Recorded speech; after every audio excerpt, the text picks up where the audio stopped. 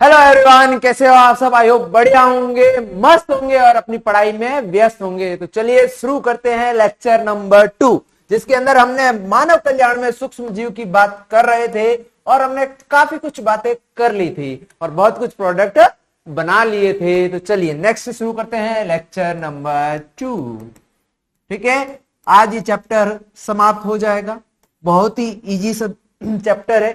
इसके अंदर यदि हम बात करते हैं जितने भी एग्जाम हैं, चाहे आप जो एनटीए करवाती उसके अकॉर्डिंग बात करूं मैं, सबसे पहले सीयूईटी और नीट, तो इसके अंदर आपको दोनों के पीवाईक्यू करने चाहिए। ठीक है, क्योंकि दोनों में आती है 12th और इस चैप्टर में से फिक्स क्वेश्चंस हैं और 100% मैं बोलता हूं नीट और सीयूटी में लगभग दो क्वेश्चन आने के चांसेस रहते हैं और इतने इजी क्वेश्चंस आते हैं, आप लोग 100% कर सकते हो। तो मतलब आपके जो 8 मार्क्स है वो कंफर्म हो जाते हैं इस चैप्टर से।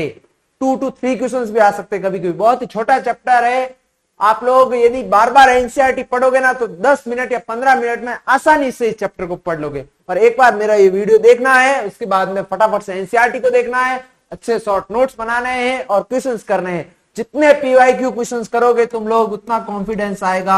तो पीवाईक्यू क्वेश्चंस करिए। चैप्टर बहुत छोटा है। यदि आपने इस चैप्टर के 100 क्वेश्चंस कर लिए तो उसके बाद में मैं 100% गारंटी के साथ मैं बोल सकता हूं उस 100 क्वेश्चंस में से एक भी क्वेश्चन बाहर नहीं जाएगा कि सर आप तो बोले 100 क्वेश्चन आएंगे तो 2 क्वेश्चन, आपको 100 क्वेश्चन इस चैप्टर के अलग मिलेंगे ही नहीं। आपको वही फ्रेम घुमा फिरा के करेंगे। मेनली इस चैप्टर से लगभग 50 क्वेश्चंस के आसपास ही बनेंगे। फिर उस क्वेश्चन को तोड़ मोड़ के इधर उधर करके ऑप्शन चेंज करके कर सकते हैं बस। तो 50 में से 2 क्वेश्चन 100% मिल रहे हैं तो फिर क्या चाहिए भाई। 8 मार्क्स आ रहे हैं ना। सीयूटी में क्वेश्चन ही टोटल 50 होते हैं, 50 में से 2 मिल गए, बहुत बड़ी बात है ना। क्या ही दिक्कत है। नीट के अंदर बात करें 11 12 दोनों पोर्शन होता है, सिर्फ 12th की बात करें तो उसमें भी तो वही हुआ 45 क्वेश्चन में से लगभग 2 क्वेश्चन आ रहे हैं। कभी एक आता है, कभी 2 आते हैं, कभी 3 भी आते हैं। तो ये इजी पोर्शन है ना, उसको हमेशा कमांड बनाइए। आप लोग क्या करते हैं, आप लोगों का यही है कि जो हार्ड चीज होती है ना उसको पहले वो करना है और उसके पीछे भागते रहते हैं। एनसीईआरटी की ध्यान नहीं देते और इजी चीजों को ध्यान नहीं देते। आपको ये समझाओ, एक चीज हमेशा ध्यान रखना, चाहे क्वेश्चन हार्ड हो या इजी, क्या ऐसा तो है नहीं कि उसके कंपटीशन एग्जाम में हार्ड वाले का 4 नंबर का था पर बच्चे ने बहुत मेहनत करके 2 मिनट 5 मिनट देके सॉल्व किया है कि नहीं, एनटीए वाला बोलेगा नहीं इसको तो इसमें 10 नंबर दे देते हैं, इसने बहुत मेहनत की है। और ये इजी वाला था, नहीं यार ये तो इजी है 4 नंबर का ये, पर इसमें 3 नंबर ही देते हैं। ऐसा तो नहीं होगा ना, नंबर तो उतने ही मिलेंगे, दोनों के 4 ही मिलेंगे। तो भाई ऐसा क्यों करना है, इससे टाइम बच रहा है ना। तो पहले इजी वाला करो, जो 100% कंफर्म है पहले उसको तो करो, उसके बाद में इस पर जाओ। ये भी कर लोगे जब आपको पता है एक चीज एग्जाम में सबसे बेटर अच्छी चीज होती है। यदि मैं आपको बताऊंगा एग्जाम की स्ट्रेटेजी वीडियो भी लेकर आएंगे आप लोगों के लिए, थोड़ा समय आपका खराब करेंगे, पर मैं एक चीज हमेशा बताता हूं, चैप्टर स्टार्ट करेंगे उसके बाद में, कि एग्जाम के अंदर जो टाइम होता है ना बहुत इंपॉर्टेंट होता है। तो यदि आप पेपर कर रहे हो, मान लो आप बायोलॉजी की बात करूं मैं, और बायोलॉजी में भी यदि मैं मोस्ट जो कॉमन एग्जाम है जो नीट या सीयूटी की बात करूं, तो मान लो कोई एक क्वेश्चन है और उसमें से पूरा पोर्शन में से आपको फर्स्ट टाइम में आपने 70% क्वेश्चन कर लिए हैं, पीछे बचे 30 क्वेश्चन जो आपको थोड़े हार्ड लग रहे थे फर्स्ट राउंड में। मान लो एग्जांपल देता हूं, यदि कितने हैं 100 क्वेश्चन हैं, यदि 100 क्वेश्चन में से यदि आपने 70 क्वेश्चन क्या है फर्स्ट राउंड में कर लिए जो इजी थे, तो आपको एक कॉन्फिडेंस आएगा कि मैंने 70% क्वेश्चन तो कर लिए, पीछे बचे कितने 30।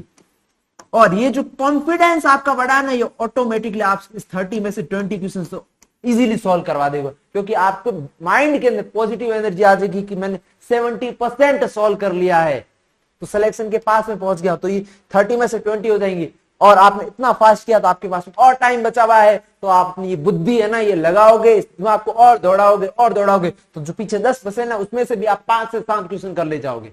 बट यदि आपने पहले क्या किया है ना कि नहीं मैं तो भाई ईगो में आ जाता हूं, तब उसमें क्या आपने 100 में से जो 70 जो इजी थे ना उसमें से आपने 50 ही किए और जो ये 30 हार्ड थे ना थोड़े इसमें घुस गए। इसके कारण क्या करोगे आप, इसके जो पीछे के जो 20 बचे ना ये आपका दिमाग खराब कर देंगे और ये भी आप 20 गलत कर दोगे और लॉस ले जाओगे। इसलिए हमेशा एग्जाम के अंदर ध्यान रखना है ना कि भाई पहले इजी वाले सारे क्वेश्चन कर लो, वो तो आपका 100% नंबर दिलाएंगे ना, पहले उस पर ध्यान दो। तो एग्जाम में ईगो को साइड में रखकर ऐसा नहीं कि ये क्वेश्चन मेरे से सॉल्व क्यों ही नहीं हुआ, उसको छोड़ देना है, आगे बढ़ना है। चलिए शुरू करते हैं। अब इसके अंदर देखो कहां तक हमने बात कर ली थी, हमने बात की थी यहां तक, है ना, कहां तक, यहां तक, यहां तक हमने बात कर ली थी। क्या बोला था भाई, एंटीबायोटिक की बात की थी। एंटीबायोटिक खोज किसने की, उसके बाद में इसको पॉपुलर किसने किया। देखो खोज करने वाला और पॉपुलर करने वाला दोनों को बाद में क्या मिला, नोबेल प्राइज। और नोबेल प्राइज कितनी बड़ी चीज होती है आप सोच नहीं सकते हो। इंसान कभी इतना पैसा, इतना चीज नहीं कमा सकता, वो इस नोबेल प्राइज से कमा सकता है। तो ठीक है, तो सोचो कितनी बड़ी उपलब्धि थी। और हमें भी पता है हमारे लाइफ में एंटीबायोटिक का कितना बड़ा रोल। अब हम बात करते हैं जो हम लोगों ने थोड़ा सा भाई थ्योरी में तो बात कर ली थी, अब एक एक डायग्राम से एक एक चीज अलग अलग से समझते हैं। केमिकल्स हो, एंजाइम हो या बायो एक्टिव क्या मॉलिक्यूल्स की बात करते हैं। हिंदी में बोले तो केमिकल मतलब रसायन, देख के ही पता चल रहा है, बाटली के अंदर ये डाल रखे। एंजाइम्स, ठीक है, ये सब चीजें। मैं आपको एक हिंदी मीडियम वालों को एक और बात चीज बोलना चाहूंगा, इंग्लिश मीडियम वालों को भी, कि हमेशा है ना, इंग्लिश मीडियम वाले तो इंग्लिश में देखते हैं, पर हिंदी मीडियम वालों के लिए है कि मान लो कुछ टर्म्स होती है, वो बेसिक चीजें होती है, तो उसके हिंदी वर्ड्स के पीछे कभी मत भागना। उसके अब आप लोग पूछ लो कि सर एंजाइम का हिंदी वर्ड क्या होता है, आप लोग पूछ लो सर केमिकल का हिंदी वर्ड बताओ हमारे को, तो सर बायो एक्टिव। अब बायो का एक्टिव का इस वर्ड से समझ में आ रहा है जैव एक्टिव, सक्रिय अणु, मॉलिक्यूल। अब उसको हिंदी में क्या ही पढ़ोगे तुम, तो हिंदी के इतना भी पीछे मत, हिंदी में पढ़ो। मुझे हिंदी में पढ़ाना और पढ़ना दोनों बहुत अच्छा लगता है, बट टर्म्स नॉर्मल जो बेसिक टर्म्स होती है ना, उसकी इंग्लिश के ध्यान रखो, ज्यादा बेटर रहेगा।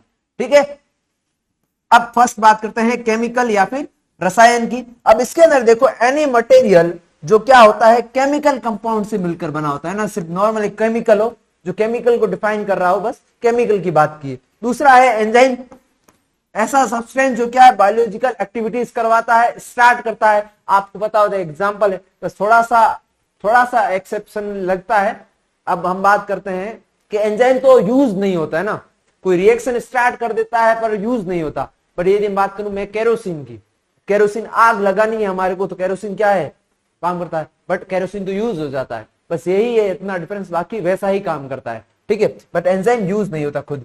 Bioactive molecules, molecules are which are produce as a result of microbial activity.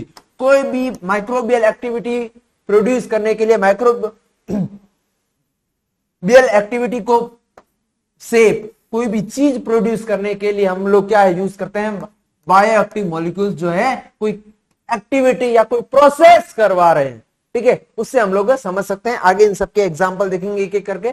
सबसे पहले यहां पर देखो ऑर्गेनिक एसिड। अब ऑर्गेनिक एसिड वर्ड से समझ में आ रहा है ये केमिकल की बात कर रहे हैं।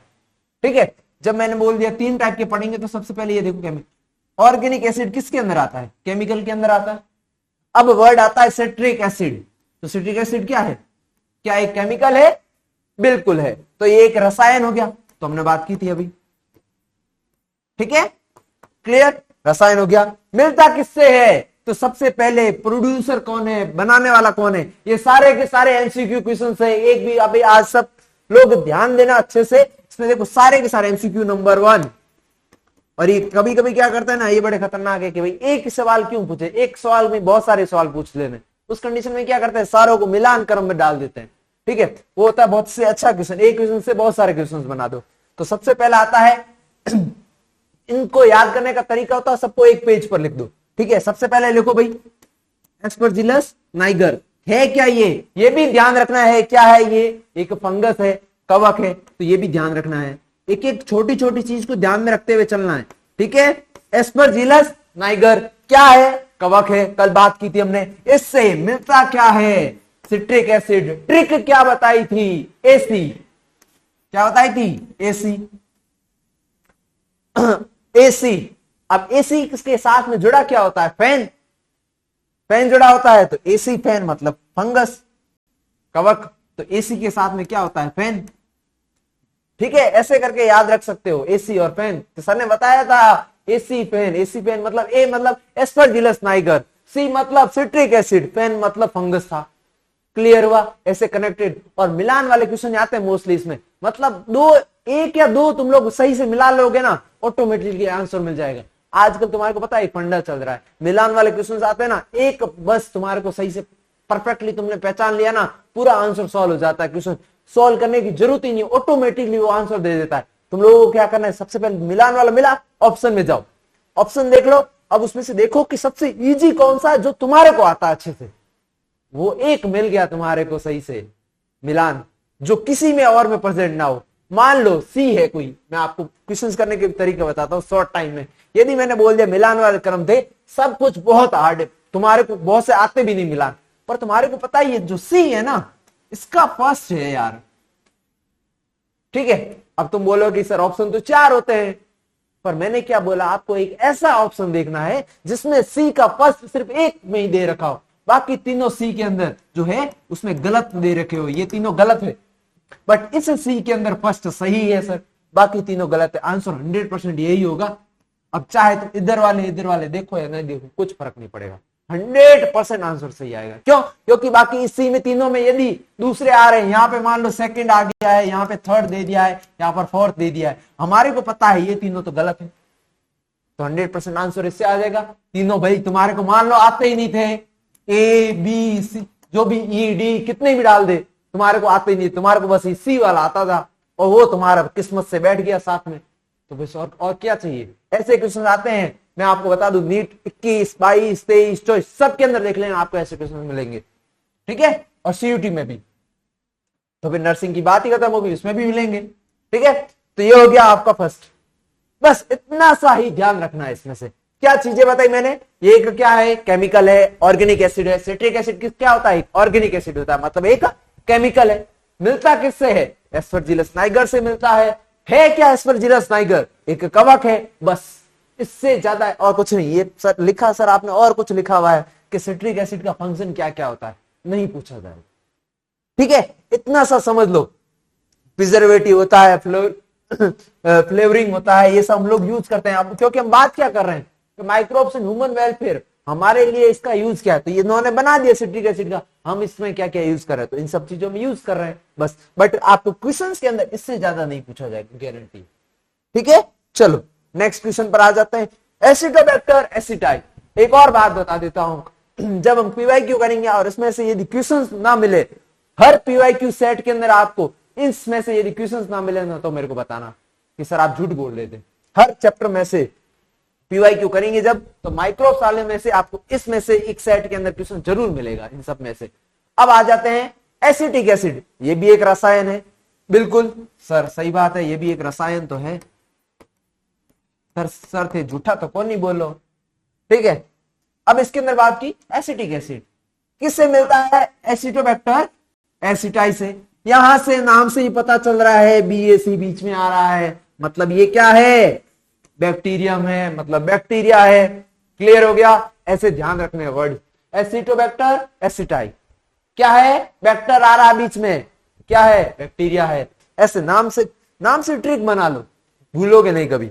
ठीक है, क्या मिलता है, एसिटिक एसिड। बस 3 क्वेश्चन चीजें पूछी जाती है मिलान क्रम में। एसिटोबैक्टर एसिटाई क्या है, एक बैक्टीरिया है, और मिलता क्या है, एसिटिक एसिड होता है। ये भी किसके अंदर क्या यूज किया जाता है, फूड में यूज किया जाता है, कैंसर में यूज किया जाता है, बट ये मत ध्यान, नॉर्मल देख लो बस, कोई नहीं पूछेगा इनको। पर ये वाली चीजें बहुत इंपॉर्टेंट, जो ज्यादा इंपॉर्टेंट चीज उस पर ज्यादा फोकस करो।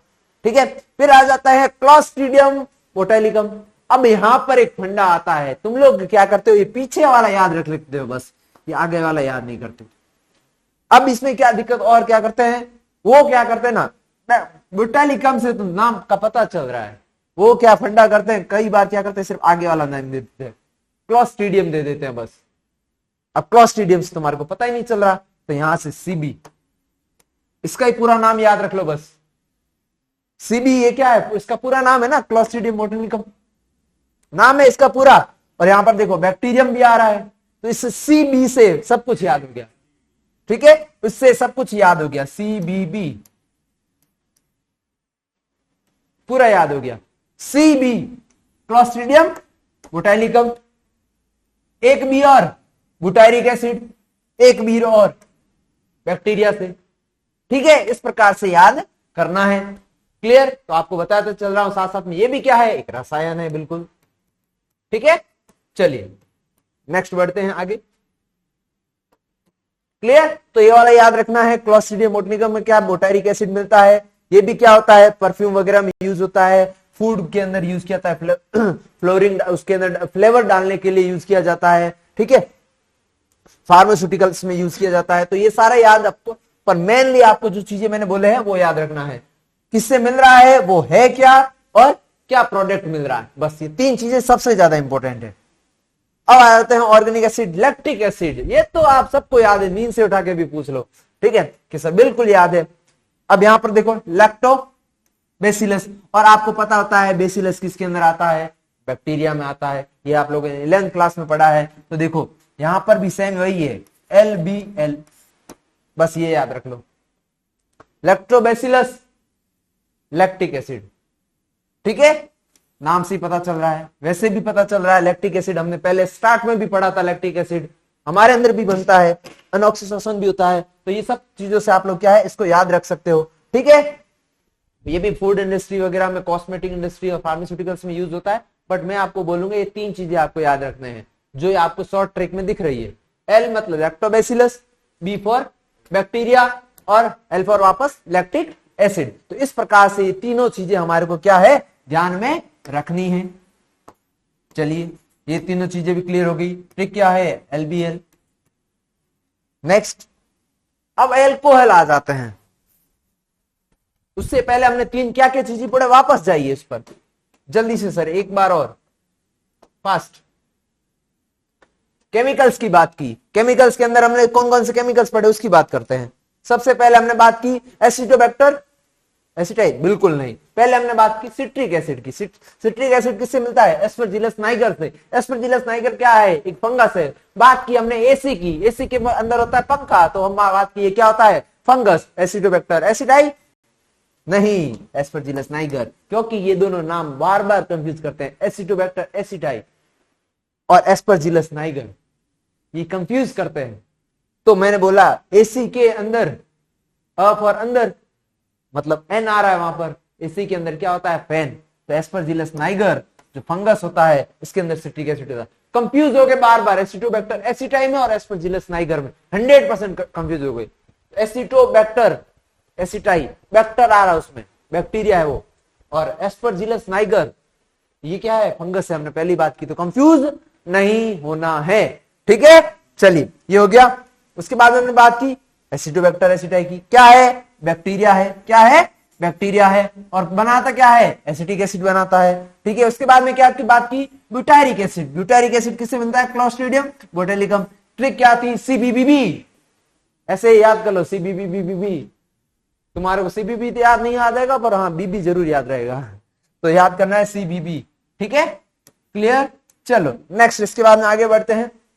फिर हमने बात की लैक्टिक एसिड, ये तो भाई सबको याद है, लैक्टिक एसिड, ये तो कोई गलत करना ही नहीं चाहिए।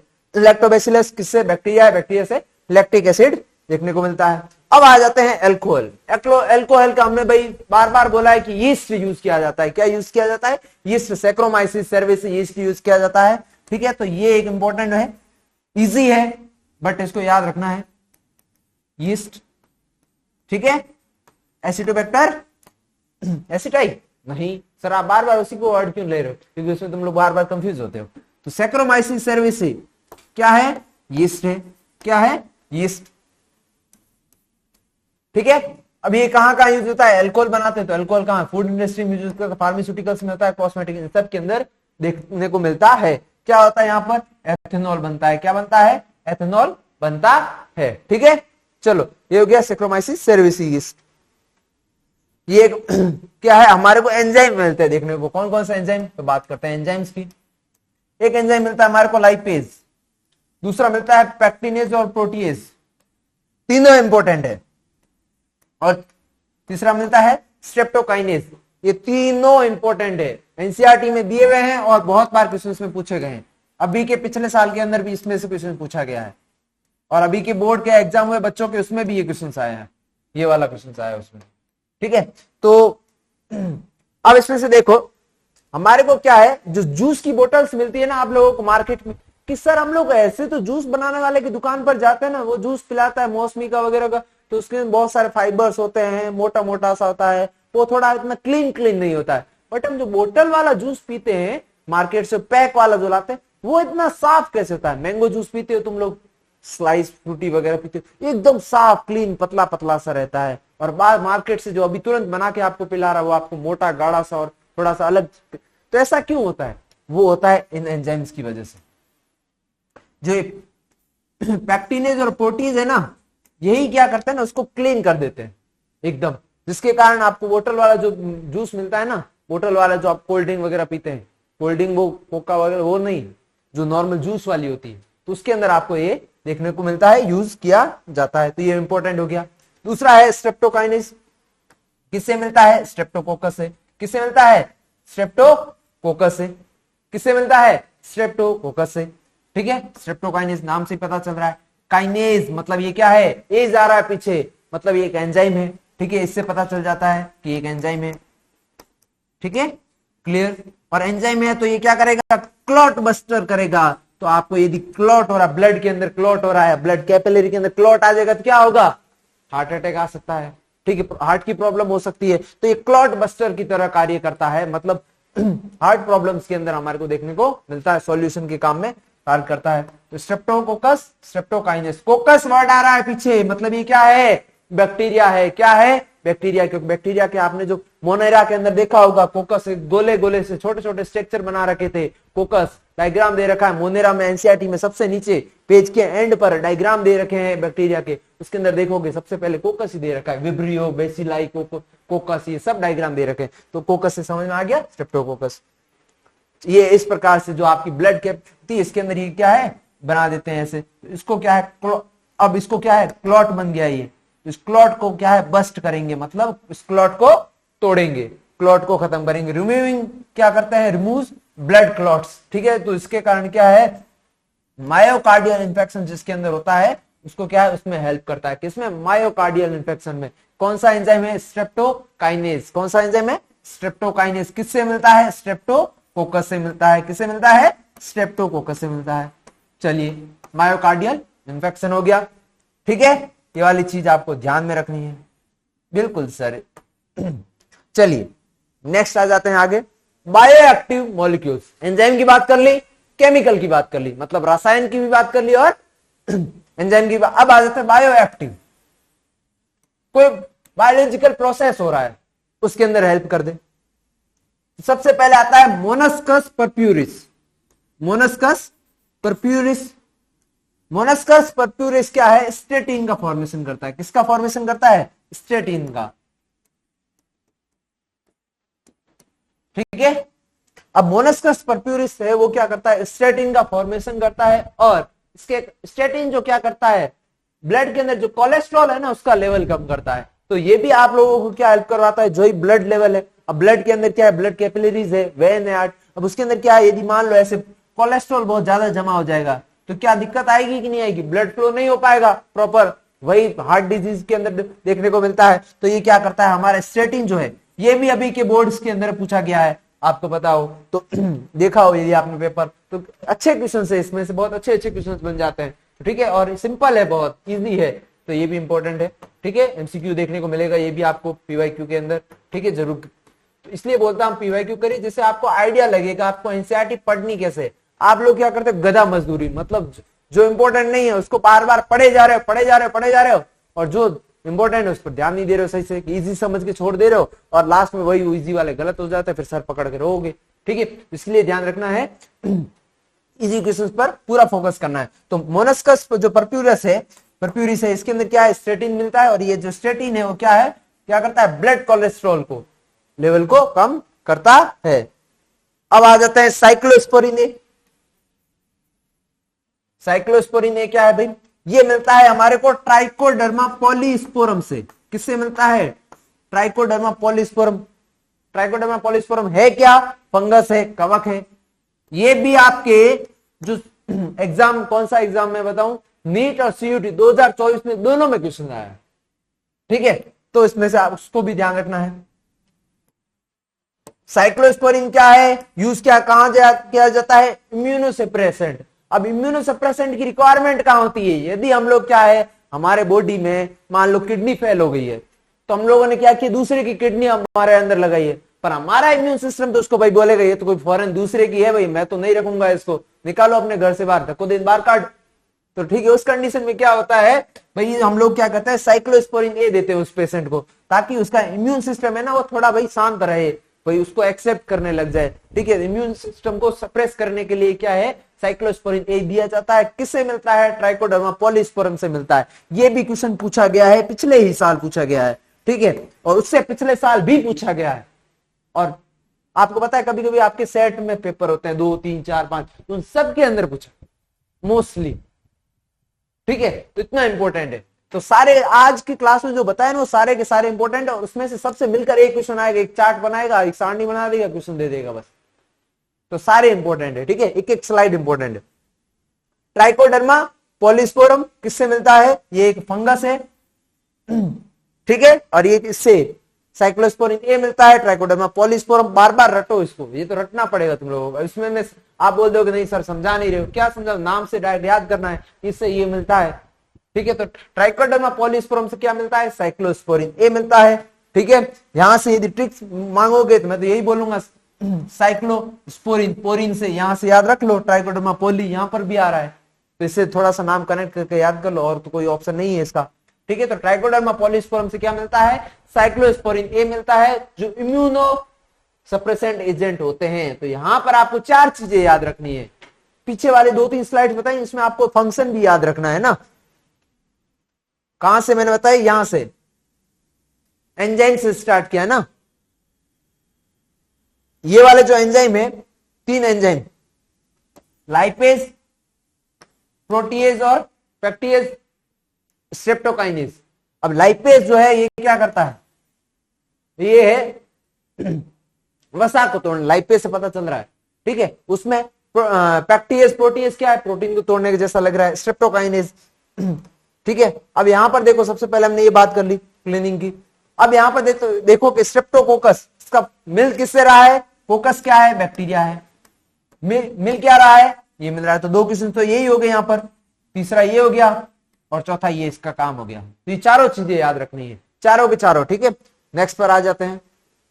इस पर अब बायोएक्टिव एजेंट में सबसे पहले इसका नाम मोनस्कस परप्यूरिस, एक हो गया। है क्या ये? फंगस। 2 हो गया। मिलता क्या है इससे? 3 स्टेटिन मिलता है। काम क्या है इसका? 4 चीजें याद रखनी है इसके अंदर। ठीक है, चलिए नेक्स्ट। अब इसमें देखो, इसमें भी सेम चीज, ट्राइकोडर्मा पॉलीस्पोरम। है क्या ये? एक फंगस है, कवक है। मिलता क्या है? साइक्लोस्पोरिन ए है। काम क्या है इसका? इम्यूनोसप्रेसेंट है। ठीक है, तो ये चारों चीजें ध्यान रखनी है। अब यहां पर देखो, ये शायद सेम हो गया है ना, ये वाला सेम हो गया है ना। ठीक है, अब यहां पर देखो, हमने सारी चीजें ये तो पढ़ ली। अब आ जाते हैं नेक्स्ट पोर्शन पर, है ना। ये नहीं पढ़ा है अभी,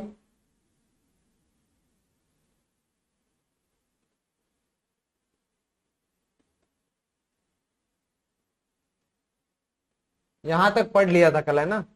नेक्स्ट पढ़ते हैं यहां पर एंटीबायोटिक्स। थ्योरी देख ली थी हमने एंटीबायोटिक्स की, है ना। ये सब कुछ पढ़ लिया था, और कल इसकी बात की थी बहुत अच्छे से, और आज इन सबको हमने वापस बहुत अच्छे से समझा है ना। तो ये वाली चीजें अब आप लोग नहीं भूलने चाहिए, सबके सब याद होने चाहिए। एक भी भूल गए ना फिर देख लेना तुम लोगों की खैर नहीं है। अब यहां पर हमने क्या क्या बात की थी माइक्रोबियल प्रोडक्ट के अंदर? सबसे पहले लाइपेज की बात की। लाइपेज में मैंने क्या क्या बोला? लाइपेज क्या है? ऑयल मतलब फैट की बात कर रहे हैं। लाइपेज लिपिड से कनेक्टेड करो, लाइपेज लिपिड। लिपिड क्या होता है? ऑयली होता है, फैटी होता है। तो मतलब यदि कपड़े धो रहे हो और आपके उसमें क्या है? ऑयल लगा हुआ है, इसको साफ करना है डिटर्जेंट के अंदर, मतलब धोने में। ठीक है, क्लियर। तो ये हो गया यूज टू डिटर्जेंट, ऐसे याद रख लोगे। फिर आता है पेप्टीज और प्रोटीज, जो बोतल वाले जूस होते हैं उसको क्लीन करने में। ठीक है, तो ये दोनों क्लियर हुए कि नहीं हुए, ये हमने समझ लिए बहुत अच्छे से। उसके बाद में अब देखो माजरा आता है अब यहां पर कि सर ये क्या है, इसको कैसे समझेंगे। आपको पता होता है तो कि आपको जो भी आसपास में नेचुरल रिसोर्सेज जैसे कि नदी वगैरह तालाब वगैरह है ना, उसमें क्या करते हैं ना, सीवेज वाला जो पानी होता है ना, उसी में चला जाता है। तो हमारे को क्या है भाई, जो सीवेज वाला पानी है उसको ट्रीट करना है, ट्रीट करके साफ करके फिर उसमें डालना है ना। तो उसके लिए हम लोग क्या करते हैं, ये ट्रीटमेंट करते हैं। जैसे कि नगर निगम है, जो अपशिष्ट पदार्थ होता है, सीवेज वाला जो वाटर होता है उसको सीवेज भी कहा जाता है। इसका मुख्य घटक मानव मल होता है। अब सीवेज के अंदर क्या होता है, सबसे ज्यादा क्या, मानव मल, फीकल मेटल होता है, ठीक है, जो हमारे वॉशरूम वगैरह से निकलता है, सीधा नालों के अंदर जाता है, नालों से वहां, ठीक है। और आपको पता होता हमारा मानव मल है, इसका मतलब फीकल मेटल, इसके अंदर क्या होगा, सबसे ज्यादा कार्बनिक पदार्थ होंगे, ठीक है, कार्बनिक पदार्थ होंगे। क्या होंगे, कार्बनिक पदार्थ होंगे सबसे ज्यादा, क्योंकि भी जैविक, अब हम लोग क्या है, जैविक। और हमारा यदि फीकल मेटल है, हम गोबर की बात करते हैं गाय का, तो क्या है, ऑर्गेनिक मटेरियल हुआ कि नहीं हुआ। वैसे ही हम लोगों का भी फीकल मेटल होगा तो क्या ऑर्गेनिक मटेरियल ही होगा उसके अंदर, कि हमारा अपशिष्ट पदार्थ है, इसमें बड़ी मात्रा में क्या होता है, कार्बनिक पदार्थ। यही तो मैंने बोला, क्या होता है, कार्बनिक पदार्थ। और उसके अंदर क्या होता है, सूक्ष्म जीव। जहां पर कार्बनिक पदार्थ होंगे वहां क्या होंगे, सूक्ष्म जीव। इतनी चीज क्लियर हो गई। अब बात करें तो यहाँ का उस चीज से क्या कनेक्शन है, बिल्कुल है। अब ऑर्गेनिक मटेरियल यदि हमने बोल दिया कि ये जो नाला है, इसका ये पाइप है, ठीक है, इससे ये क्या है, बहती हुई नदी के अंदर छोड़ दिया गया है। अब इसके अंदर ये जो क्या है, ऑर्गेनिक मटेरियल बार बार इसमें आ रहा है, नाले में, नदी के अंदर आ रहा है, तो इसके अंदर भी क्या ऑर्गेनिक मटेरियल की मात्रा बढ़ जाएगी, और ये भी क्या है, प्रदूषित हो जाएगा, ठीक है, मतलब खराब पानी हो जाएगा, किसी काम का नहीं रहेगा। तो इसके अंदर क्या है, माइक्रोब्स की वैल्यू बढ़ जाएगी, और इसके कारण इस जो पानी है इसकी बीओडी घट जाएगी। सर ये बीओडी क्या चीज है, इसको भी समझेंगे। बीओडी होता है जिसके अंदर जो माइक्रोब्स है, और ये जो ऑर्गेनिक मटेरियल आ रहा है, अब इसको भाई तोड़ेंगे माइक्रोब्स। जब ये माइक्रोब्स है, सूक्ष्म जीव है, इस जो ऑर्गेनिक मटेरियल है उसको तोड़ने का काम करेंगे, तो इनको चाहिए ऑक्सीजन। तो ये जो माइक्रोब्स है, मतलब बैक्टीरिया जो है, इनको क्या है, जो ऑर्गेनिक मटेरियल है उसको तोड़ने के लिए जो ऑक्सीजन की रिक्वायरमेंट, डिमांड होती है ना, उसी को कहा जाता है बीओडी। अब जितना ज्यादा ऑर्गेनिक मटेरियल उतना ज्यादा चाहिए ऑक्सीजन, तो उतना ज्यादा बीओडी। मतलब जितना ज्यादा जल प्रदूषित, यदि प्रदूषित जल ज्यादा है तो उसके अंदर क्या होगा, कार्बनिक पदार्थ भी ज्यादा होगा। कार्बनिक पदार्थ क्या होगा, ज्यादा। और यदि कार्बनिक पदार्थ ज्यादा है, उसको सूक्ष्म जीव भी ज्यादा होंगे तोड़ने के लिए, तो सूक्ष्म जीव भी ज्यादा। और सूक्ष्म जीव ज्यादा है और ये चीज भी तोड़नी है, इसके लिए चाहिए क्या, ऑक्सीजन। तो ऑक्सीजन की डिमांड भी क्या होगी, ज्यादा। और उसी ऑक्सीजन की डिमांड को क्या कहा जाता है, बीओडी कहा जाता है। अब इसका डायरेक्ट कनेक्शन है कहां से, यहां से।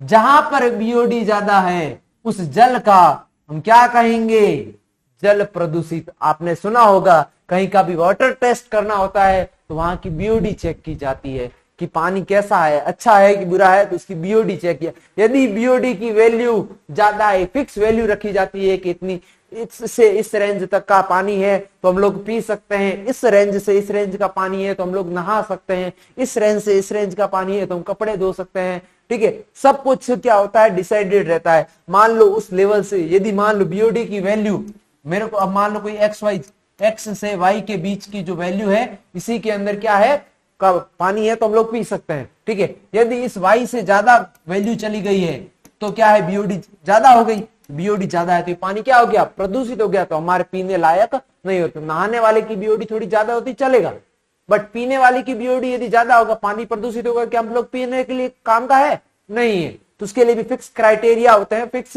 नंबर होते हैं, वो डिसाइडेड रहते हैं। बोर्ड होता है एक गवर्नमेंटल बॉडी, वो क्या करता है, इसको सबको डिसाइड करता है। चलो इसी बात पर हम भी पानी पी लेते हैं।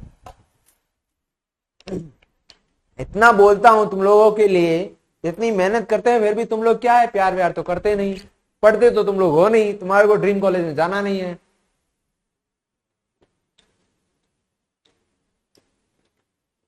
तुम लोगों को पता नहीं है इस लेक्चर के, 1 घंटे के लेक्चर के पीछे मेहनत कितनी होती है।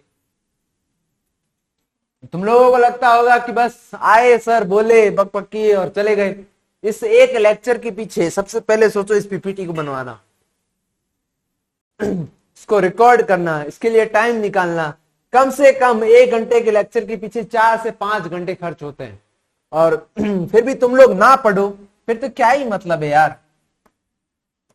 ठीक है, अब यहां पर हमने ये तो सब समझ लिया, ठीक है, ये तो आप सबको समझ में आ गया। बिल्कुल सर, समझ में आ गया, अच्छे से आ गया। इसको मैं क्या करता हूं ना, थोड़ा सा और अच्छे से समझाता हूं, है ना। अब यहां पर देखो, मैंने आपको क्या समझाया, एक आपके ग्राफ भी दे रखा था बीओडी से रिलेटेड, है ना, एनसीईआरटी में पहले, तो उसके अकॉर्डिंग भी समझते हैं ना। अभी मैंने क्या बोला कि हम लोग क्या है, कोई एक नदी है, बिल्कुल एक बनाएंगे नदी, ये है नदी, ठीक है। इस नदी के अंदर हमने क्या छोड़ दिया, नाले का पानी, ठीक है, नाले का पानी छोड़ दिया, ठीक है, क्लियर। ये क्या है, सीवेज है। तो सीवेज के अंदर क्या आएगा, मल आएगा, और मल के अंदर क्या होता है, कार्बनिक पदार्थ, क्लियर। तो मल के अंदर क्या होगा, कार्बनिक पदार्थ होगा, इतनी चीज समझ ली। और मल के अंदर जब बोला कार्बनिक पदार्थ ज्यादा है, तो क्या है, सूक्ष्म जीव कार्य भी बहुत करेंगे ज्यादा, और इसको तोड़ने के लिए सूक्ष्म जीवों को क्या चाहिए, ऑक्सीजन ज्यादा। तो डिमांड किसकी है यहां पर, ऑक्सीजन की, इसी को कहा जाता है बीओडी। अब यहां वाले जो सीवेज वाला है पानी, इसकी बीओडी क्या होगी ब्रो, बीओडी होगी ज्यादा। अब मैंने पानी यहां पर डाला है, तो यहां का यदि मैं ग्राफ बनाऊंगा इस कंडीशन ए वाली कंडीशन का, और यहां पे मैंने बोल दिया बी वाली कंडीशन, ठीक है। मैंने बनाया बीओडी का ग्राफ, बीओडी, और ये पानी चल रहा है, उसकी लंबाई मतलब ऐसे पानी आगे आगे जा रहा है ना, उसी के अकॉर्डिंग है, ऐसे ऐसे क्या है, पानी आगे जा रहा है, ठीक है, नदी में यूं आगे बहता हुआ जा रहा है, मान लो 1 किलोमीटर 2 किलोमीटर आगे। अब इसके अंदर मैंने बोला, और यहां से नाला स्टार्ट हुआ है ना, ये वाला पानी गिरना इसमें स्टार्ट हुआ है, तो यहां पे पानी में ना इसके अंदर गिरना स्टार्ट हुआ, इसका मतलब यहां पानी की बीओडी क्या होगी, क्या ऐसा ग्राफ आएगा, क्यों ऐसा ग्राफ क्यों बनाया सर। अब ये मैंने इधर लिखा है बीओडी, इस वाले पोर्शन में लिखा बीओडी, तो क्या इस वाले पानी की बात कर रहा हूं, इधर ये पानी है, ये नाला बनाया यहां पर, है ना। इस ग्राफ को बहुत अच्छे से समझिएगा, इधर ये पानी जा रहा है ना, इस पानी के अंदर यहां वाला पानी उठाएंगे, तो इस पानी के अंदर बीओडी क्या होगी, ज्यादा होगी, क्योंकि अभी जस्ट नाले का पानी आया है इसके अंदर, तो इसके अंदर क्या है, बीओडी ज्यादा है, तो बीओडी यहां पर ये ऑर्डर दिखा रहा है बीओडी, तो यहां पर बीओडी क्या होगी, सबसे ज्यादा होगी। जैसे जैसे पानी आगे जाएगा, माइक्रोब्स को ऑक्सीजन मिलेगी, वो उसको तोड़ेंगे, ऑर्गेनिक और पानी में मिक्स होते हुए जाएंगे, तो पानी धीरे धीरे साफ होता जाएगा। अब क्या है, जब ऑक्सीजन यूज कर ली उन्होंने, ऑर्गेनिक मटेरियल तोड़ दिए, वो धीरे धीरे आगे जाएंगे, तो क्या होगा, बीओडी कम होगा। तो यहाँ का बीओडी, जहां पे पानी जस्ट मिक्स हो रहा है और उससे आगे जाएंगे, बहुत आगे जाएंगे, थोड़ा बीओडी का वैल्यू क्या रहेगा, कम रहेगा। क्यों, क्योंकि वहां तक थोड़े, तब तक तो माइक्रोब्स ने तोड़ दिए, तब वहां पर जब तोड़ा, पहले ऑर्गेनिक मटेरियल टूट चुका है, तब क्या वहां पर डिमांड होगी, नहीं होगी। इसका मतलब उसका ग्राफ आएगा ऐसे। आया समझ में इसको। तो ये वाला ग्राफ एनसीईआरटी में आपके पहले दे रखा था, अब का तो नहीं, अब नहीं है, बट इस ग्राफ से आप लोगों को समझ में आ जाना चाहिए कि बीओडी क्या दिखाता है, जल पॉल्यूशन के बारे में बताता है। क्लियर। तो इस चीज को आपको बहुत अच्छे से समझना है, ये वाली चीज। अब देखो कि हमारे को क्या है, ट्रीटमेंट करना है ना। वहां पर एक और वर्ड आया था, शॉर्ट फॉर्म ये आपको ध्यान रखनी है, सीवेज उपचार संयंत्र, सीवेज ट्रीटमेंट प्लांट। बहुत जगह पर आप लोग देखते हैं नगर निगम क्या करते हैं, सीवेज ट्रीटमेंट के लिए क्या है, प्लांट लगाए जाते हैं। जो पानी है उस प्लांट से होकर गुजरने के बाद में किसी के नदी के अंदर छोड़ा जाता है, ताकि भाई पॉल्यूटेड जो पानी है वो एकदम से, गंदा पानी वो एकदम से नदी में ना जाके उसको उपचार करके भेजा जाए। तो नाम से ही पता चल रहा है उपचार, मतलब जो सीवेज का पानी है उसको ट्रीटमेंट या उपचार करने का एक यंत्र लगाया जाता है, उसको कहा जाता है सीवेज ट्रीटमेंट प्लांट। ठीक है, क्लियर। ये लगाया जाता है।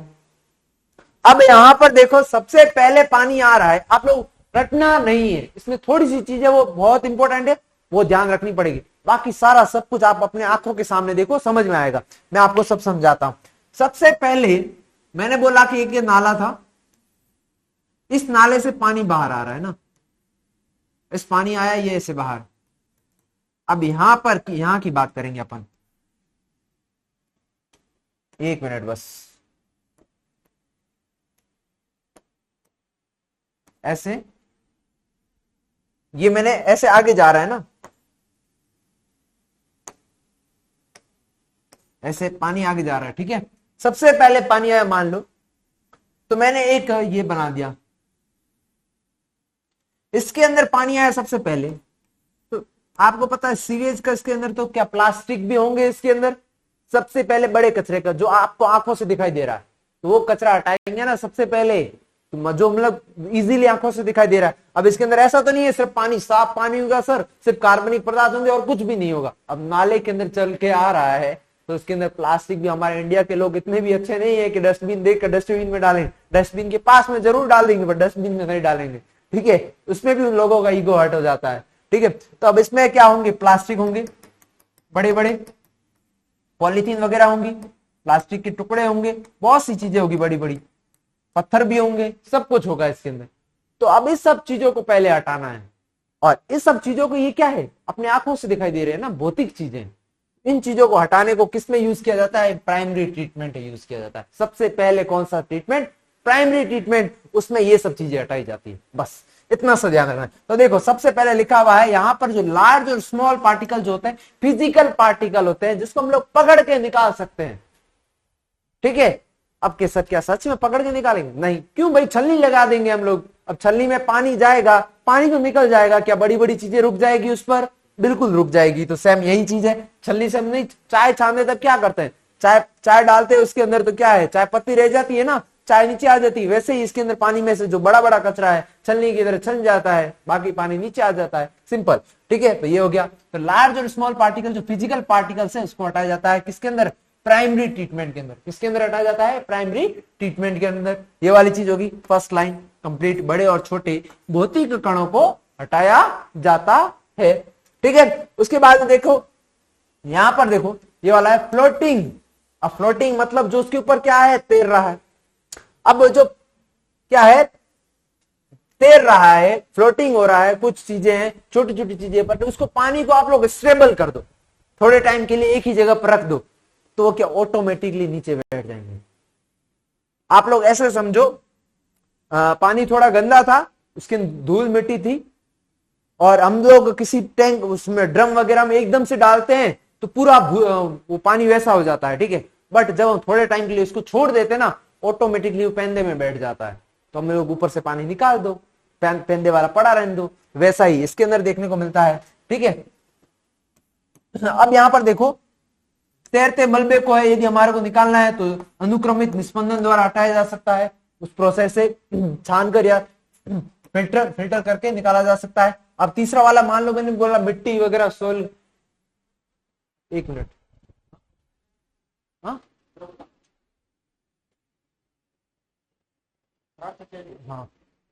तो इसके अंदर यदि हम बात करें तो यहां पर देखो ग्रिट मतलब होता है मिट्टी, छोटे छोटे कण, बहुत बारीक बारीक कण। वो तुमने बोल दिया जो फ्लोटिंग वाला था उसको तो फिल्टर कर, सबसे पहले बड़ा वाला, सबसे बड़े बड़े पदार्थ, मतलब जिसको इजीली निकाला जाता, बीन के निकाल दिया। थोड़े और छोटे थे जो फ्लोट कर रहे थे, फिल्टर करके निकाल दिया। पीछे बचे अब क्या, मिट्टी के कण। मिट्टी के कण तो फिल्टर में से निकल जाएंगे, तब उसको क्या है, उस पानी को ठहरा दो, वहां पर रोक दो थोड़े टाइम के लिए, ऑटोमेटिकली वो मिट्टी नीचे बैठ जाती है। तो तीन चीजें हो गई यहाँ पर। सबसे पहले क्या है, बड़े बड़े हटा दिए फिजिकल वाले। अब थोड़े बहुत तो फ्लोटिंग हो रहे हैं, छोटे छोटे कण है थोड़े, तो उसको क्या है, एक बड़े थोड़ा और छोटा फिल्टर लगा दिया, उसमें से निकाल दिया। अब मिट्टी के कण तो नहीं, उसमें भी निकल जाएंगे, आर पार हो जाएंगे, तो वहां पर यूज किया जाता है क्या, एक और बारीक फिल्टर। नहीं, अब मिट्टी के कण है ना, तो उनको नीचे बिठाना पड़ेगा, वो तो फिल्टर से निकल जाएंगे, कितना भी तुम बारीक फिल्टर लगाओगे।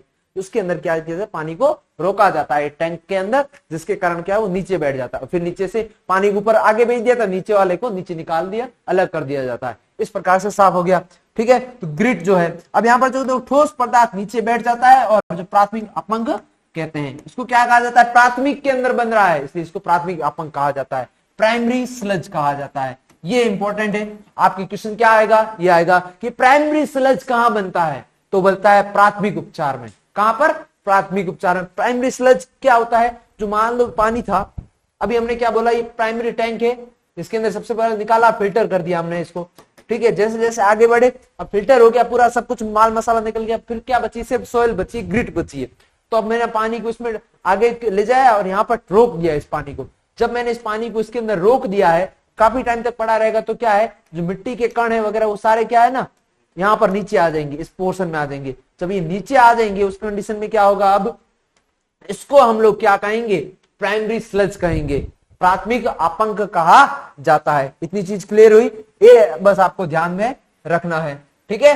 ये वाला चीज आपने यदि ध्यान में रख ली तो बस आपका काम हो जाएगा। तो हमने क्या बोला, सबसे पहले मान लो बस दो है, ये प्राथमिक उपचार ही है ना, मैंने इसको दोनों को अलग कर दिया। अब अभी हम बात करें प्राथमिक उपचार की।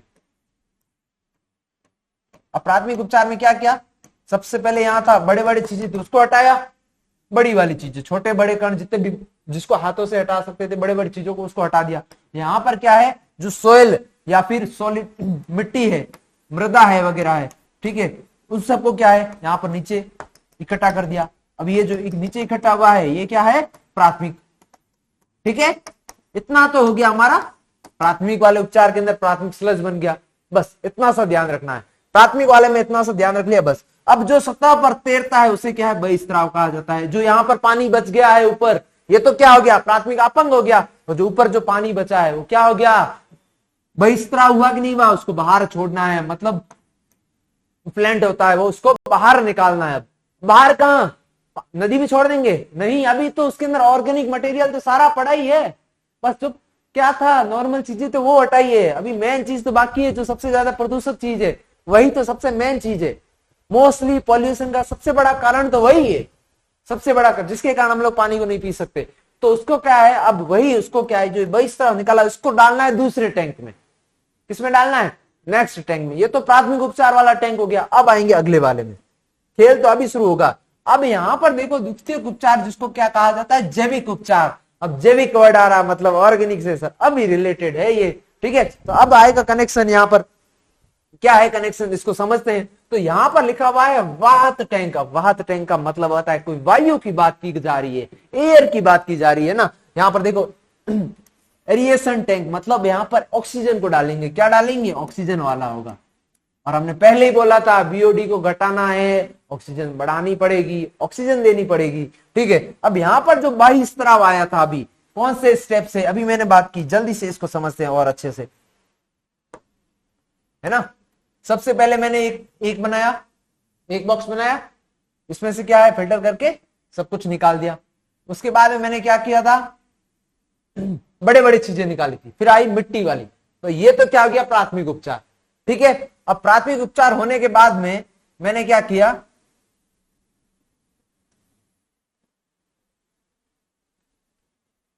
ठीक है। अब इसको समझो सर, ये मैंने थोड़ा अलग टाइप बनाया है।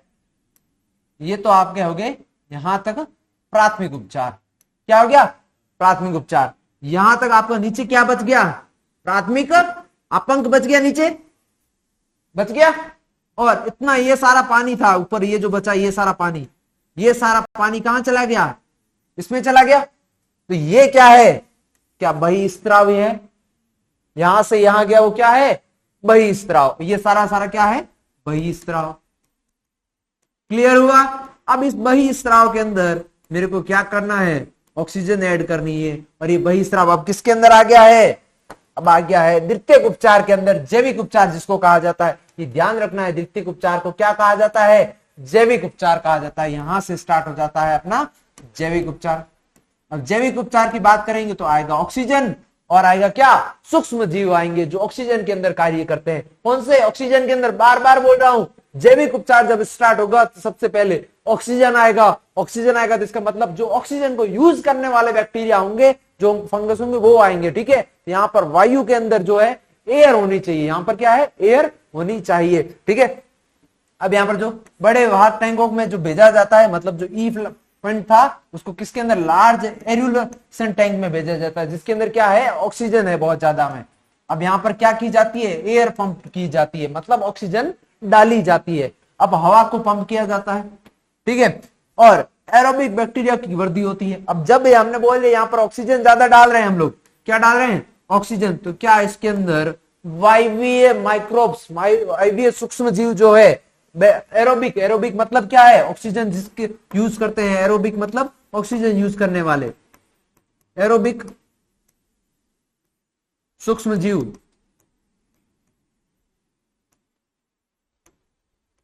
है ना, एरोबिक सूक्ष्म जीव हो गए, क्लियर हुआ, मतलब एरोबिक मतलब ऑक्सीजन यूज करने वाले। अब ये क्या करेंगे भाई, इनका सिंपल सा काम था भाई, हमने पहले ही पढ़ लिया, ये क्या करेंगे, कार्बनिक पदार्थों को तोड़ेंगे, क्या करेंगे, कार्बनिक पदार्थों को तोड़ेंगे, मतलब ऐसे तोड़ देंगे, ठीक है। अब ये कार्बनिक पदार्थों को तोड़ेंगे तो ये क्या बनाएंगे, एक देखो फ्लॉक बनाते हैं, ये भी PYQ है, ये पिछले साल पूछा गया है, फ्लॉक क्या है, ये PYQ है। फ्लॉक क्या होता है, कवक और बैक्टीरिया, मतलब फंगस और जो बैक्टीरिया होते हैं वो मिलकर एक चीज बनाते हैं, उसको क्या है, फ्लॉक कहा जाता है। जो क्या है, सूक्ष्म जीव जो होते हैं वो कार्बनिक पदार्थों को तोड़ते हैं। जो कवक और बैक्टीरिया मिलकर एक कोई चीज बनाए, उसी को ऐसे समझ सकते हो, वही उसी को क्या है, दोनों को साथ में फ्लॉक कहा जाता है। क्या ये भूलोगे, मत भूलना, बहुत इंपॉर्टेंट है। 2 बार क्वेश्चन आ चुका है PYQ में अब तक, अभी के कम से कम 3-4 जो पेपर हुए उसी में 2 बार आ चुका है, ठीक है, तो ये वाला इंपॉर्टेंट हो जाता है आप लोगों के लिए। फ्लॉक बनता कहां है, प्राथमिक उपचार में कि द्वितीयक उपचार में, द्वितीयक उपचार में, जैविक उपचार में, क्योंकि हमने बात की कवक और बैक्टीरिया की, तो हम किसमें, जैविक में बात करते हैं। तो एक बार और आपसे क्वेश्चन ऐसे भी पूछा जा सकता है, मैंने 3 चीजें पूछी, फ्लॉक होता क्या है, ये पूछा जा सकता है, फ्लॉक बनता कहां है, ये पूछा जा सकता है, द्वितीयक उपचार में बनता है, ठीक है। तो इस प्रकार से आपको खुद के भी क्वेश्चंस बनाने आने चाहिए।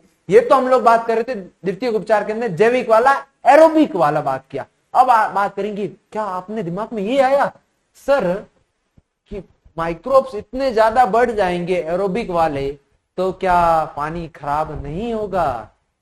हाँ, बात तो सही है सर, यदि माइक्रोब्स भी इतने ज्यादा बढ़ जाएंगे एरोबिक वाले, तो उनको भी तो थोड़ा हटाना पड़ेगा। तो हाँ सर, बिल्कुल सही बात कहे हैं। अब यहां पर देखो, यहां पर देखो सेडिमेंटेशन टैंक। अब यहां पर देखो बहुत इंपॉर्टेंट चीज है, ये भी आता किसके अंदर है, जैविक उपचार का ही अगला पार्ट है। यहां पर देखो जो इवेंट होता है पास बिंदु सेडिमेंटेशन टैंक, पहले क्या किया था, सबसे पहले भौतिक चीजों को हटाया, उसके बाद में क्या किया था, उसके अंदर जो सोयल थी उसको नीचे लेकर आए, फिर जो ऊपर का पानी था उसको किसमें, एक अलग टैंक में डाल दिया। अब इसके अंदर ये वाला कौन सा, जैविक प्रोसेस शुरू हो गया, जैविक प्रोसेस शुरू हुआ, इसके अंदर हमने क्या किया, ऑक्सीजन डाल दी। ऑक्सीजन डालने के बाद में क्या है, एक फ्लॉक्स का फॉर्मेशन हुआ, कवक और बैक्टीरिया, क्या है, कवक और बैक्टीरिया थे,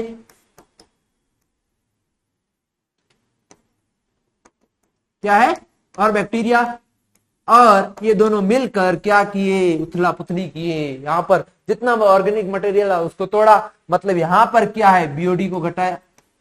बीओडी तो घट गई सर, बिल्कुल ठीक है, बट यहां पर ये जो फ्लक्स बहुत ज्यादा बढ़ गया ना, सूक्ष्म जीव तो बहुत ज्यादा बढ़ गए, तो अब यहां पर क्या है, जो बहिस्त्राव था, अब इसका जो बहिस्त्राव, इसके अंदर वाला जो है उसको एक अवसाद टैंक में भेजा जाता है। किसमें भेजा जाता है, अवसाद टैंक में भेजा जाता है, और जो फ्लक्स को सक्रिय अपंक के रूप में नीचे बिठाया जाता है। अब ये जो पानी था, ये वाला जो था, इसको क्या एक अलग टैंक में भेजा, जिसको हमने बोल दिया अवसाद टैंक। अब मैंने इसके अंदर क्या है, इसके अंदर अभी हमने बोला फ्लक्स है, क्या है इस पानी के अंदर, अभी भी क्या है, जो सूक्ष्म जीव है और कवक और बैक्टीरिया है, बहुत ज्यादा मात्रा में कवक और बैक्टीरिया है, ठीक है। और ये जो कवक और बैक्टीरिया है, क्या ये भी तो पानी को एक हिसाब से तो खराब ही कर रहे हैं, तब इसको भी हटाना पड़ेगा। पहले हमारे को जो हमने क्या यहाँ पर फायदा काम लिया, पहले हमने जो ऑर्गेनिक मटेरियल तोड़ना था तो इनका यूज कर लिया, अब इनको भी हटा देंगे। तो अब इसके अंदर नेक्स्ट यदि टैंक के अंदर हमने डाला, उस टैंक का नाम था अवसाद टैंक।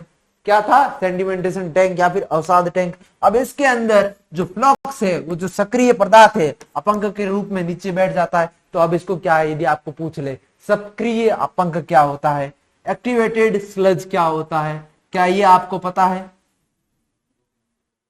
जो एक्टिवेटेड स्लज वो होता है बैक्टीरिया और कवक का जो बाद में जो बहिस्राव उसको अवसाद टैंक में भेजा जाता है, तो हमारे को जो मिलता है उसको कहा जाता है, उस फ्लक्स को कहा जाता है एक्टिव अपंग या फिर एक्टिवेटेड स्लज कहा जाता है। क्या कहा जाता है? एक्टिवेटेड स्लज कहा जाता है। तो ये वाला भी पीवाईक्यू में पूछा गया है, ये भी इंपॉर्टेंट है। ठीक है, तो ये भी ध्यान रखना है। अब इसके अंदर देखो नेक्स्ट क्या बात करनी है, यहां देखो कि हमने बात किया अवायवीय अपंग पाचन। पहले बात कर रहे थे किसकी? वायवीय की। अब बात करेंगे अवायवीय की। तो ये क्रम ऑर्डर याद रखना है। ठीक है, अब यहां पर देखो, जो यहां पर अवायवीय बैक्टीरिया जो होते हैं वो किसको डाइजेस्ट कर लेंगे? फ्लक्स को, एक्टिव स्लज को डाइजेस्ट करेंगे। मतलब बैक्टीरिया और जो फंगस थे किसके अंदर प्रेजेंट थे? फ्लक्स के अंदर प्रेजेंट थे। किसके अंदर प्रेजेंट थे? फ्लक्स के अंदर। और इसको जब वो डाइजेस्ट करेंगे तब क्या होगा? Methane, hydrogen sulphide, carbon dioxide, biogas का फॉर्मेशन हो जाता है। किसका हो जाता है? अब। और ये बायोगैस का फॉर्मेशन हमारे को पता है अवायवीय के द्वारा होता है। तो सर हम तो पानी साफ कर रहे थे, बायोगैस कहां से बन गई? तो ये जो नीचे अपंग के अंदर जो नीचे बैठा था उसको निकाल के हमने एक और सिस्टम बना दिया, बायोगैस वाला, एक अलग से एक सिस्टम बना दिया। तो बायोगैस भी पढ़ेंगे हम लोग। ठीक है, इस प्रकार से। तो यहां पर देखो हमने क्या बात की, जो अवायवीय जीवाणु होते हैं फ्लक्स में, वो बैक्टीरिया और कवक को पचाते हैं और क्या बनाते हैं? Methane, hydrogen sulphide, carbon dioxide बनाते हैं। अब इस पूरे प्रोसेस को एक साथ में पढ़ते हैं इस एक डायग्राम से। सबसे पहले हमने बोला प्राइमरी ट्रीटमेंट किया। बिल्कुल सर, सबसे पहले हमने क्या? प्राइमरी ट्रीटमेंट किया। प्राइमरी ट्रीटमेंट में हमने क्या की? बड़े बड़े चीजों को हटा दिया, फिल्टर कर दिया, सेडिमेंटेशन करवा दिया, नीचे बिठा दिया। अब इस प्राइमरी जो इफ्लुएंट था, मतलब बहिस्राव था, प्राइमरी से जो बहिस्राव निकला है ना, इस बहिस्राव को हमने किसमें भेजा? एरिएशन टैंक में भेजा, मतलब द्वितीयक वाला प्रोसेस करवाया। और इसके क्या कहा जाता है? और जैविक कहा जाता है। इसके अंदर हमारे को क्या ऐड करना है? ऑक्सीजन ऐड करना है। और यहां पर एरोबिक डाइजेशन होता है और किसका फॉर्मेशन होता है? फ्लक्स का फॉर्मेशन होता है। फ्लक्स के अंदर क्या आता है? कवक प्लस बैक्टीरिया आता है ना। ठीक है, अब इसने क्या किया? हमने ये सब प्रोसेस करवा दिया, तो एक सेंड में एक और वापस से हमारे को इस पानी को उसमें रखेंगे। तो देखो सेटिंग टैंक होता है जिसके अंदर वापस यही प्रोसेस करवाया जाता है जो यहां पर करवाया था वैसे ही। अब इसके अंदर क्या होगा? जो जितने भी कवक बैक्टीरिया जो साथ में सब मिले हुए थे इनको नीचे दबा दिया जाता है। जब ये सब नीचे आ जाएंगे इसमें से, तो जो अच्छा पानी होगा उसको बाहर निकाल देंगे और जो एक्टिवेटेड स्लज होगा, जो ये एक्टिवेटेड स्लज है, इसको किस में डाल देंगे वापस से? ये एक्टिवेटेड जो स्लज है ये किस में चल जाएगा? इसके अंदर प्रोसेस में, एनाएरोबिक में प्रोसेस में। बट इसमें से कुछ जो पार्ट होता है इसको वापस से इसके अंदर भी यूज किया जाता है। क्यों यूज किया सर ऐसा? क्योंकि हमारे को यहाँ क्या चाहिए था? फ्लक्स चाहिए था पानी को साफ करने के लिए। हमने एरोबिक बैक्टीरिया यहाँ पर डालने थे, हमने यहाँ से थोड़ा सा पार्ट लेकर वहां पर यहाँ पर डाल दिया, वो इस पानी को साफ करता रहेगा। और जो ज्यादा मटेरियल था वो हमने भेज दिया इसके अंदर, एनाएरोबिक स्लज डाइजेस्टर के अंदर, है ना। एनाएरोबिक वाला ये क्या करेगा? उसको डाइजेस्ट करेगा और इससे हमारे बायोगैस का फॉर्मेशन हो जाएगा। पानी तो जो यहाँ था यहाँ से साफ करके हमने निकाल दिया, अभी हमने डाल दिया नदी के अंदर। और ये जो पीछे बचा था एक्टिवेटेड स्लज थोड़ा सा डाला ऊपर वाले टैंक में ताकि वो और साफ करता रहे।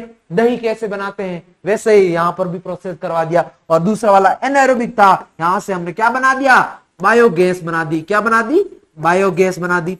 ठीक है, तो इस प्रकार से ये आपको प्रोसेस देखने को मिलता है। बहुत ही इंपॉर्टेंट है और बहुत मैंने कोशिश की है कि बहुत अच्छे से आप सबको समझ में आए। फिर भी हम लोग देखो कल के लिए थोड़ा सा पोर्शन बचा है, कल ये चैप्टर क्या हो जाएगा आप लोगों का खत्म। उसके बाद में हम लोग नेक्स्ट चैप्टर भी देखेंगे, देखते हैं ये कल कब तक खत्म होता है। ठीक है, तो आई होप आपको बहुत अच्छे से समझ में आया होगा, मजा आया होगा और आगे का पोर्शन देखेंगे और ये चैप्टर कर देंगे खत्म। बहुत ही इंटरेस्टिंग अच्छा चैप्टर है, आपको मजा आएगा पढ़ने में भी और एग्जाम में भी इसके क्वेश्चंस करने में मजा आएगा क्योंकि आप लोग 100% इसके क्वेश्चन सॉल्व कर दोगे। तो मिलते हैं नेक्स्ट लेक्चर में, तब तक ओके बाय बाय।